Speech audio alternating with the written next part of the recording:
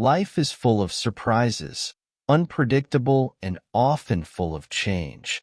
That night, as I sat alone in the small hotel room with my stepson Gary, I couldn't help but reflect on how quickly things had spiraled out of control. My husband Logan had left for another city a few months ago, and his departure had left me feeling tense and unsettled. I certainly missed him, but what was causing me pain wasn't his absence, but his neglect and indifference.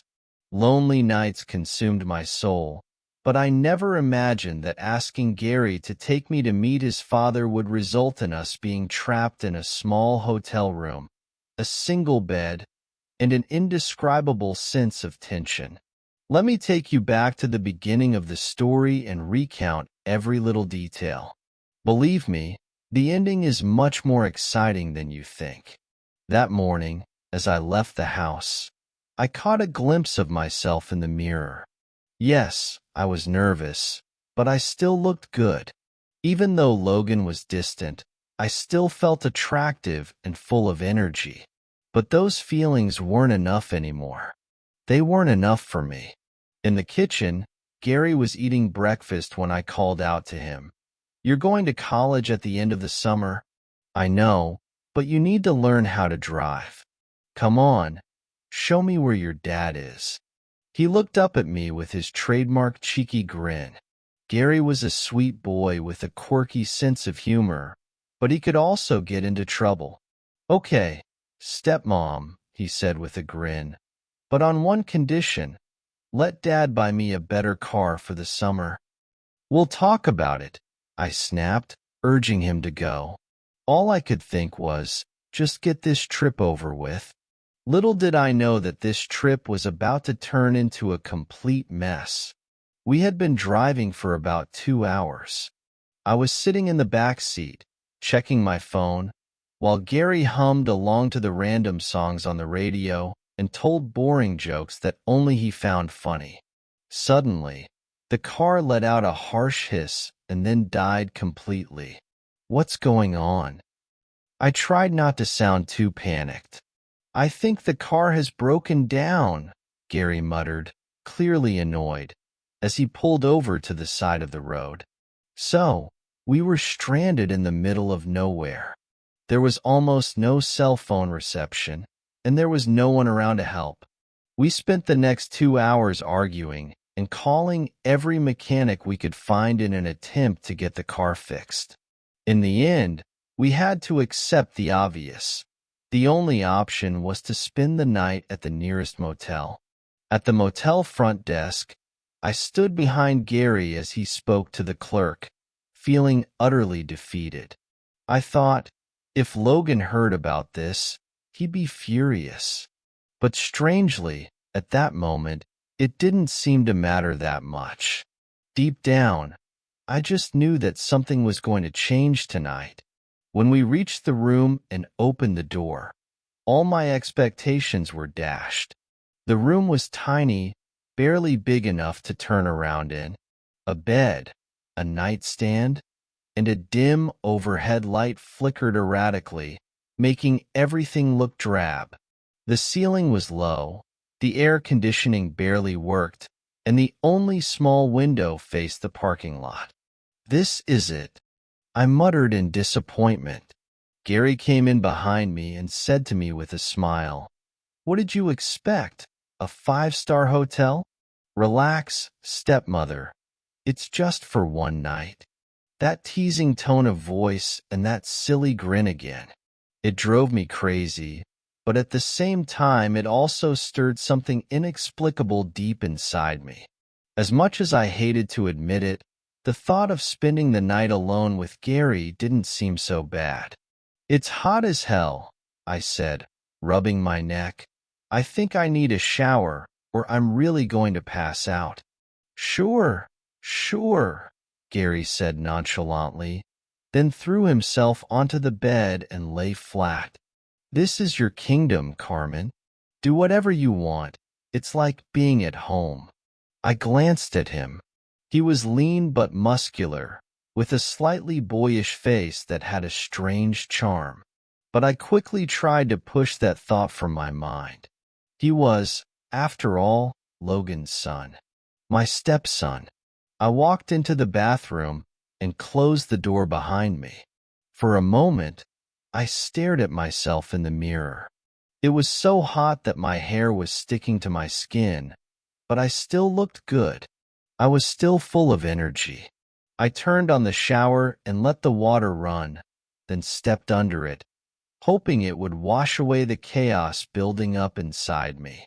I'm 47 years old, I think. Asterisk and Gary. Gary is no longer a child. He's 22 years old, about to go to college, and here we are, stuck in this tiny hotel room for days on end.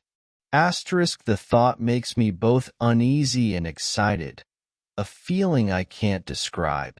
Logan suddenly pops into my head. Asterisk, Logan, I wanted to surprise you.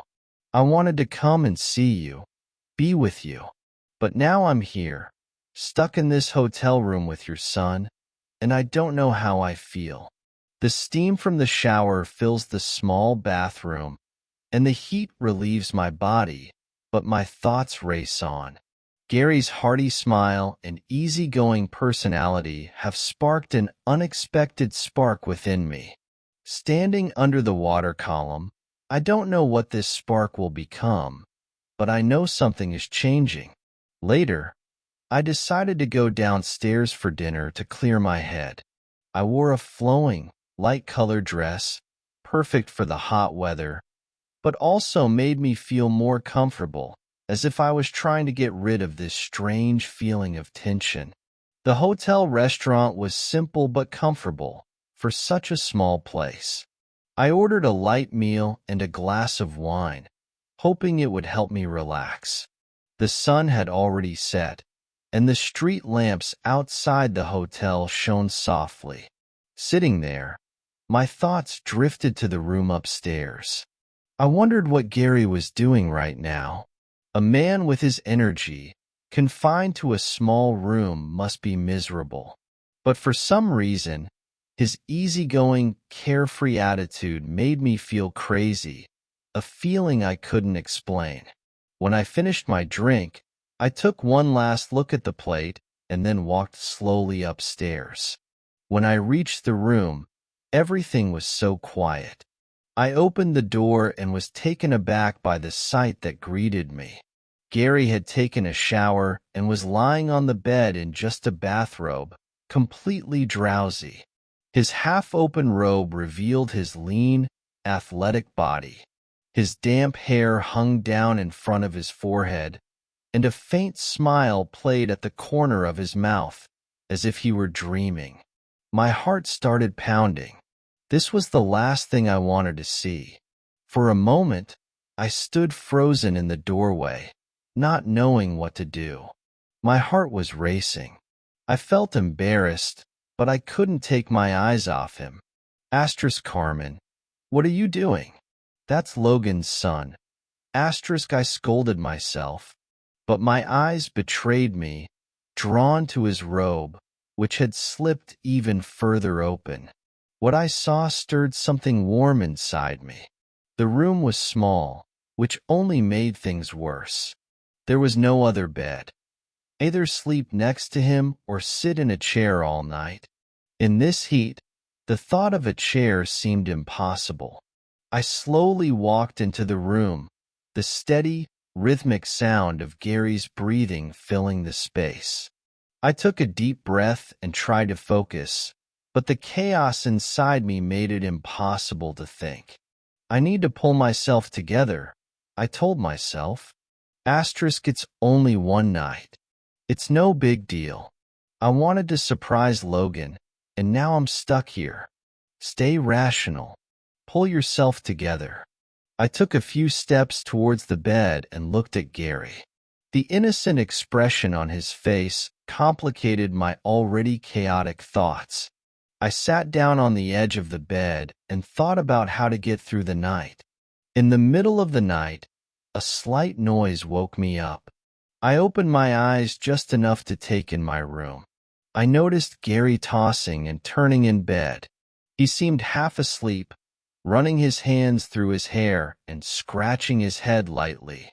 I realized I was watching him, but I only opened half an eye and pretended I was still half asleep.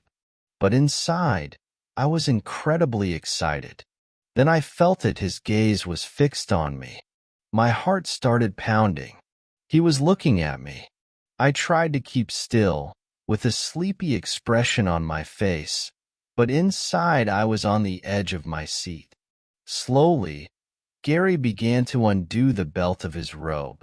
As the robe loosened, it slipped from his shoulders, revealing his fit, young body. His muscles moved slightly with the action, and it made me feel an inexplicable warmth.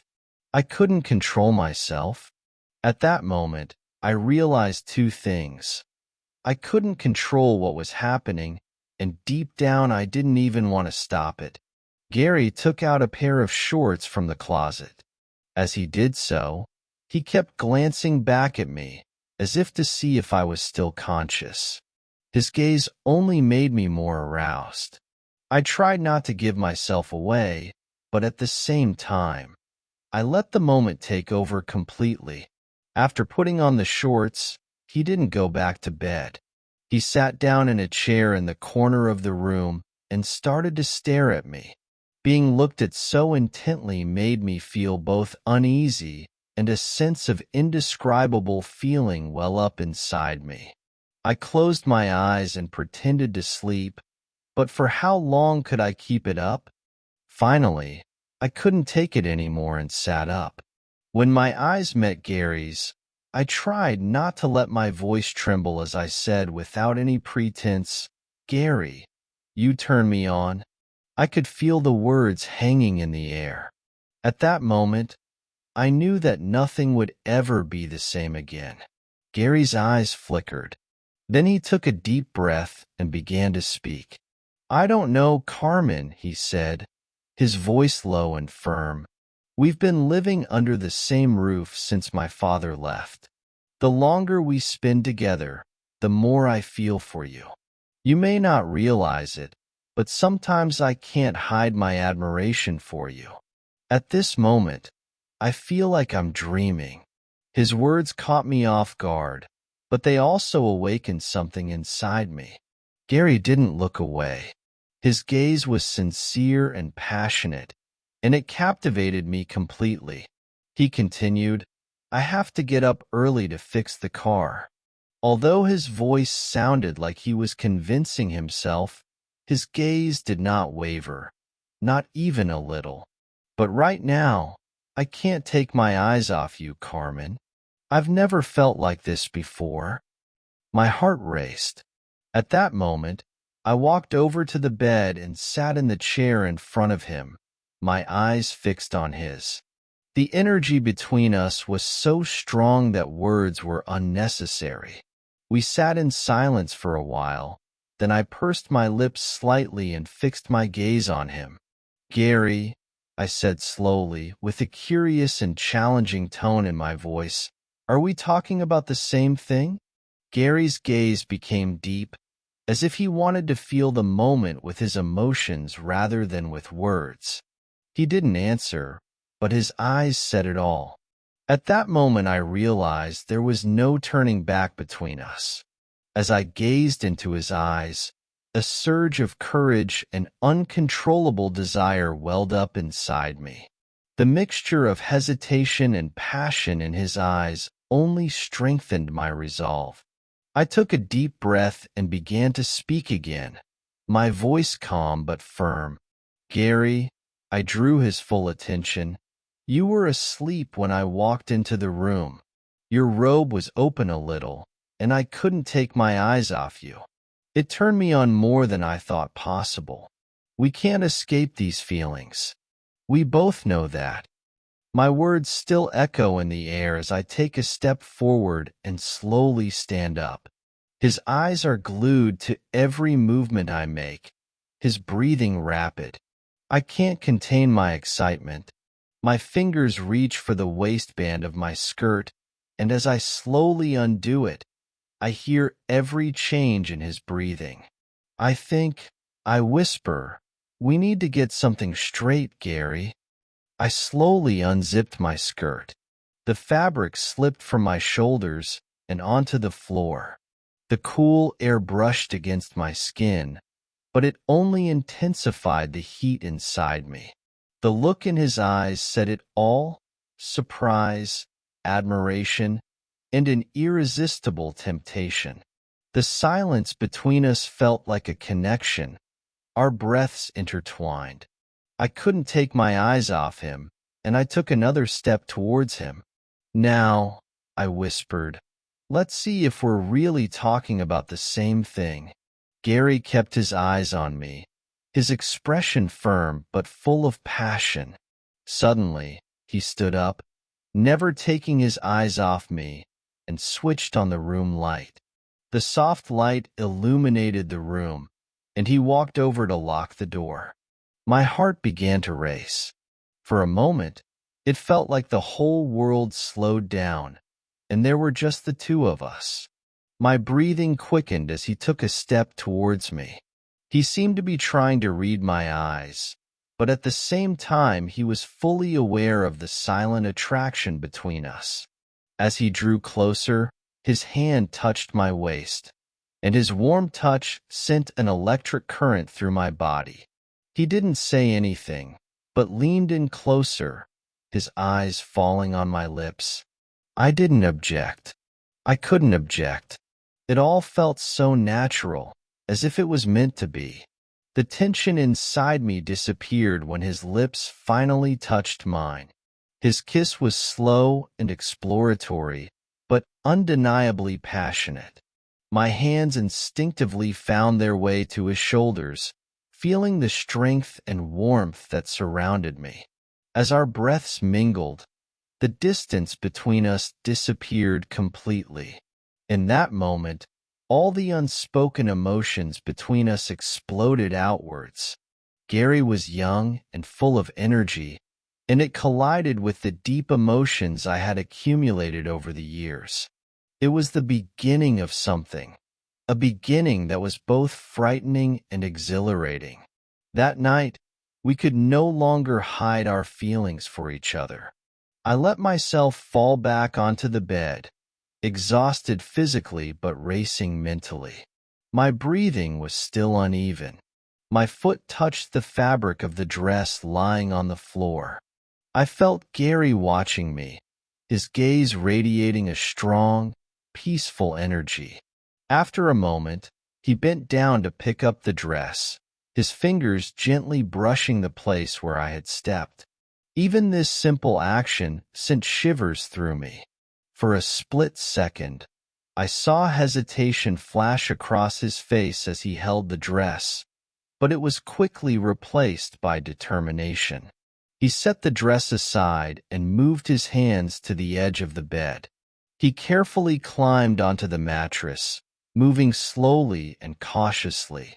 As he got closer to me, the expression on his face betrayed his feelings, half excitement, half enchanting attraction.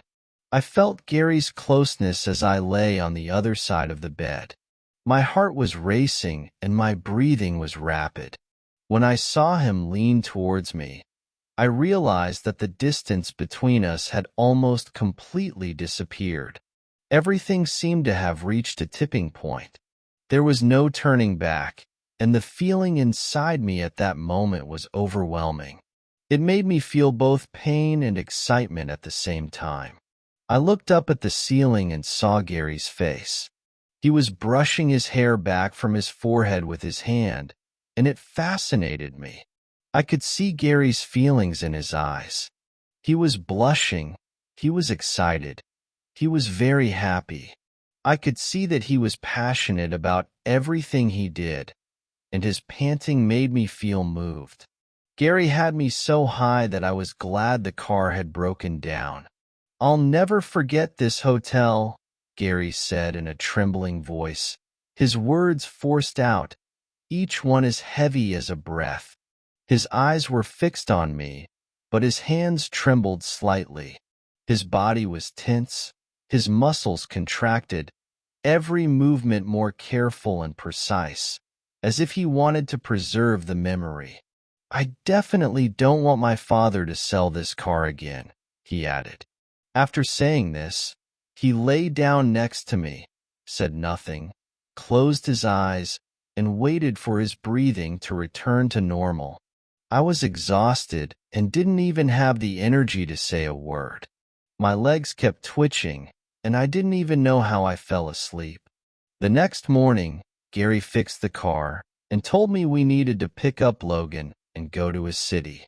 I was full of regret and mixed emotions, but at the same time, I was also filled with excitement. When I looked at Gary, his eyes, his actions, everything about him affected me. It was all very complicated, but I still had no idea what was going to happen. I couldn't decide between the doubt and the excitement in my heart. The only thing I was sure of was that this journey would change everything.